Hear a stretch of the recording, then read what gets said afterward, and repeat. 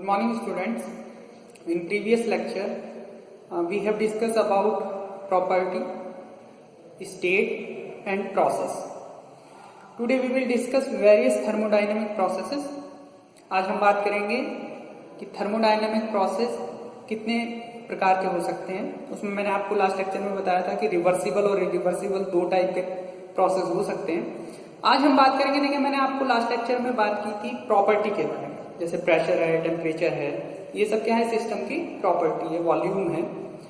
तो हम लोग क्या करेंगे कि आज हम ये देखेंगे कि प्रोसेस कितने टाइप के हो सकते हैं इन प्रॉपर्टी के आधार पर। तो इसमें देखिए पहला हमने लिया है constant volume process. Okay, constant volume process वह प्रोसेस है जिसमें जो कोई प्रोसेस होगा उसमें हमारा वॉल्यूम कांस्टेंट होगा। फॉर एग्जाम्पल, आपके कंटेनर में या किसी बर्तन में कोई गैस भरी हुई है, आप उस गैस को गर्म कर रहे हैं, हीट दे रहे हैं, और हीट देने की वजह से उसका जो कंडीशन ये है कि हमें वॉल्यूम उसका फिक्स रखना है, वॉल्यूम यानी स्थिर रहेगा। तो उस केस में जो प्रोसेस, ये पीवी डायग्राम है, इस एक्सिस पर प्रेशर है और इस एक्सिस पर वॉल्यूम है। तो ये प्रोसेस कैसा होगा, 1 से 2। ओके, तो इसका प्रेशर यहाँ पर P1 था, आपने हीट सप्लाई की, इसका प्रेशर भी इंक्रीज होगा और टेम्परेचर भी। वॉल्यूम इसका क्या रहेगा, फिक्स रहेगा। अब ये इक्वेशन आपने अपने स्कूल टाइम में भी पढ़ी होगी, P1 V1 अपॉन T1 या PV upon T is equal to constant. तो अगर हमारा प्रोसेस कांस्टेंट वॉल्यूम पे हो रहा है तो उस केस में V1 और V2 क्या होंगे, इक्वल होंगे। तो ये इक्वेशन क्या हो जाएगी, P1 upon T1 P2 upon T2। और आप इसे इस तरह से भी लिख सकते हैं, P upon T is equal to constant. तो ये कौन सा प्रोसेस हो गया, constant volume process. Okay, next process इसमें है कांस्टेंट प्रेशर प्रोसेस। इस बार हम लोग गैस को जो गर्म कर रहे हैं, तो गैस को हम लोग हीटिंग कर रहे हैं, वो किस पे कर रहे हैं, कांस्टेंट प्रेशर पर। इस एक्सिस पर प्रेशर है, इस एक्सिस पे वॉल्यूम है। अब आप इसको हीट कर रहे हैं 1 से लेके 2 तक। तो यहां पर क्या होगा, इसका प्रेशर कांस्टेंट रहेगा P1 और P2, वॉल्यूम इंक्रीज होगा। जब आप किसी को हीट करते हैं तो उसका वॉल्यूम इंक्रीज होता है। ओके, और प्रेशर भी इंक्रीज होगा।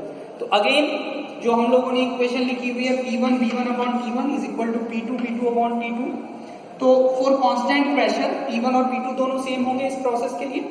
तो ये कितना होगा, V1 upon T1 is equal to V2 upon T2 और V upon T is equal to constant. तो ये कौन सा प्रोसेस हुआ, constant volume process, constant pressure process.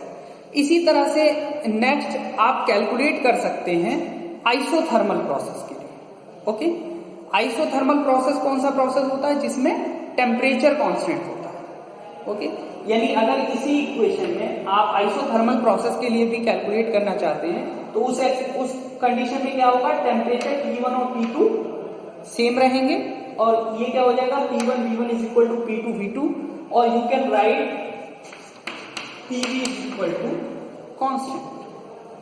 ये किसके लिए होगा, आइसोथर्मल प्रोसेस के लिए। आइसोथर्मल का मतलब है जहां टेम्परेचर कांस्टेंट रहे, प्रोसेस में टेम्परेचर चेंज ना हो। ये कहलाता है constant pressure process, isobaric process.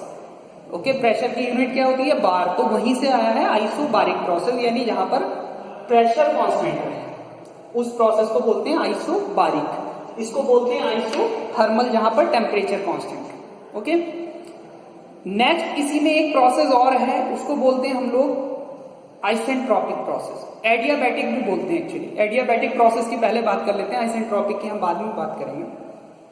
तो एडियाबैटिक प्रोसेस जो होता है वो प्रोसेस होता है जिसमें ना तो हीट सिस्टम में जाती है और ना ही सिस्टम से हीट बाहर आ सकती है। हिंदी में उसको रुद्धोष्म प्रक्रम बोलते हैं। तो जो एडियाबैटिक प्रोसेस है उसमें क्या होगा, ना तो हीट सिस्टम के अंदर जाएगी ना ही सिस्टम से बाहर आएगी। ओके, तो वो कैसा प्रोसेस कहलाएगा, एडियाबैटिक प्रोसेस।